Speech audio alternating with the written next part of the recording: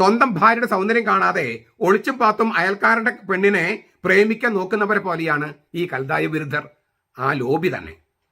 അതുകൊണ്ടാണ് അവർ അവരുടെ എതിരാളികളെയെല്ലാം വ്യക്തിഹത്യ ചെയ്യുന്നത്.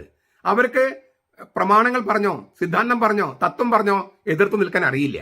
അതുകൊണ്ട് ഈ തൊടുന്യായങ്ങളും വ്യക്തിഹത്യയുമാണ് അവരുടെ ഒരു ശൈലി തന്നെ.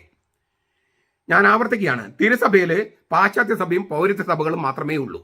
പാശ്ചാത്യ സഭയും പൗരത്യ സഭകളും. ലത്തീൻ സഭയാണ് പാശ്ചാത്യ സഭ.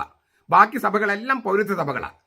എറണാകുളം അതിരൂപത ലത്തീൻ സഭയിലുള്ളതല്ലല്ലോ, അല്ലല്ലോ. അവർ പൗരത്യ സഭയിലല്ലേ. അവർ ഉപയോഗിക്കുന്ന കൽദായ ലിറ്റർജി അല്ലേ. പിന്നെ എന്തുകൊണ്ടാണ് അവർ കൽദായവൽക്കരണം എന്ന് പിന്നെയും പറഞ്ഞുകൊണ്ടിരിക്കുന്നത്? ഒന്നുകിൽ അജ്ഞത, അല്ലെങ്കിൽ മറ്റെന്തെങ്കിലും നിഗൂഢ അജണ്ട.